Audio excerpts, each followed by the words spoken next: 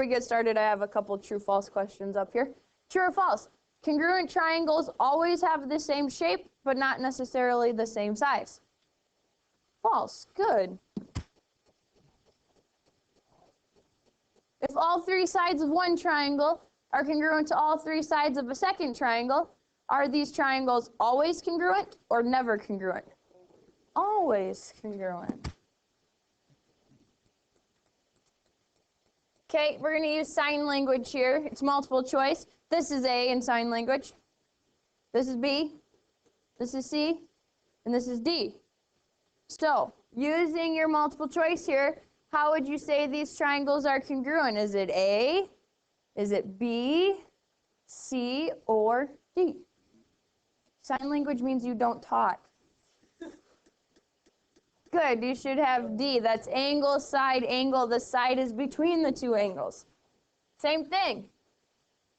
Are these two triangles congruent by A, side, side, side, B, side, angle, side, C, angle, angle, side, or D, angle, side, angle? This is a B. Good job. All right, so today we're going to learn an acronym. The acronym is CPCTC. And it stands for corresponding parts of congruent triangles are congruent.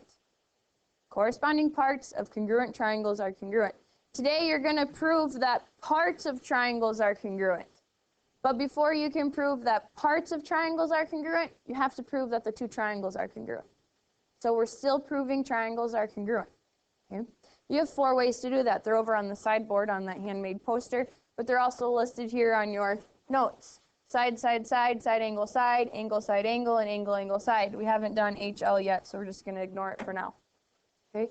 Those are the 4 ways that you prove that two triangles are congruent. CPCTC is to prove that parts of the triangles are congruent. So you should never have something like this in your proofs. Triangle ABC is congruent to triangle XYZ by CPCTC. No. This statement should never be followed by this acronym. It needs to be followed by one of the 4 that you know how to prove triangles congruent. Okay? Thumbs up. Good job. First one. Given SL is congruent to SR, angle 1 is congruent to angle 2, we're going to try and prove that angle 3 and 4 are congruent. So our first step of a proof is to do what? Yeah, write the given down. Good. And after we write the given, then what do? Mark the picture. SL congruent to SR. Angle 1 is congruent to angle 2. We're trying to prove that 3 and 4 are congruent angles. So we're trying to prove that parts of the triangles are congruent. Before I can prove that parts are congruent, what do I have to prove about the two triangles? That the triangles are congruent. So we have to figure out if these two triangles are going to be congruent. What do you know, Ben? CS, what about it? Good. By what, sorry? Awesome. So step 2, CS is congruent to CS itself by the reflexive property.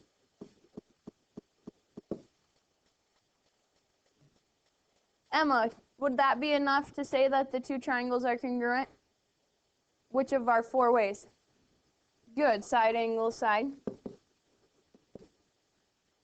Over here, we have to make sure we line these up correctly. So if I say triangle CLS, then it needs to be followed by what? CRS. Since the two triangles are congruent, all their corresponding parts are. So angle 3 corresponds with which angle? Angle 4. So we'll say angle 3 is congruent to angle 4. And our reason, corresponding parts of congruent triangles are congruent. CPCTC. Ben. That's all we're doing today, adding 1 step.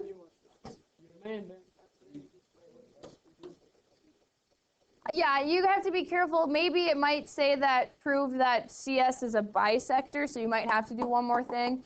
But if it's ending on like proving angles congruent, then yeah, we just add 1 step. Okay.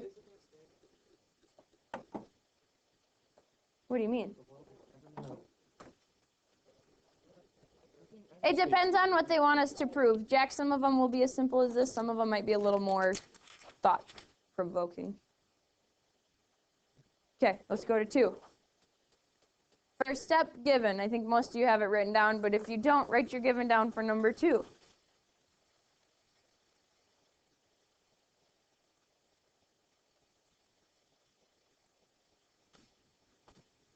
After we write the given, what do we do then? Mark your picture. Angle Q congruent to angle R. Angle QPS is congruent to RSP. Make sure you use different number of curves then on the second pair of angles. Because if you use one curve for all 4, then you're telling me all 4 of them are congruent, but we don't know that. We just know 2 pairs. We want to prove that SQ, the right side of the quad, is congruent to PR, the left side. Or we could say the right side of one triangle congruent to the left side of another triangle. So we're trying to prove that parts of the triangles are congruent. But before I can prove that the parts are congruent, what do I have to prove about the 2 triangles? They're congruent. Okay, what else do we need to prove, Maddie, that the triangles are congruent? PS is congruent to itself. Maddie, what's that property?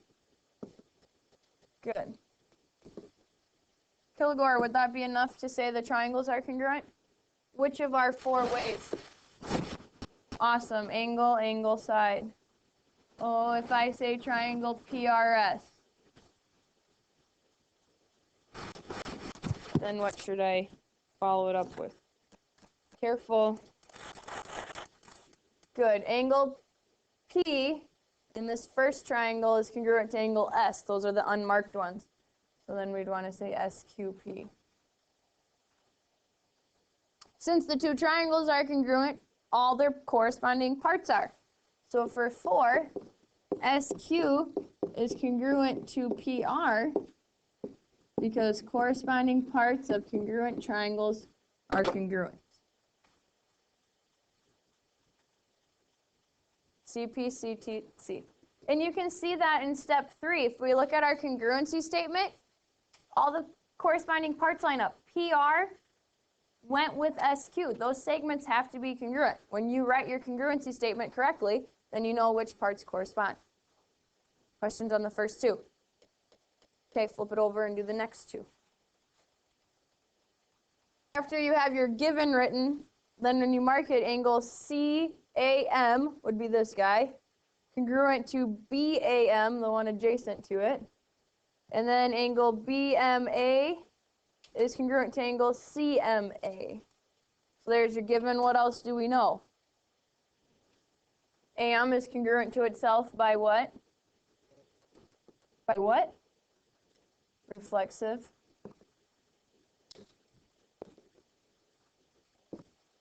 Val, how would these 2 triangles be congruent then? Which of our...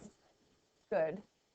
ACM would be congruent to ABM by angle, side angle.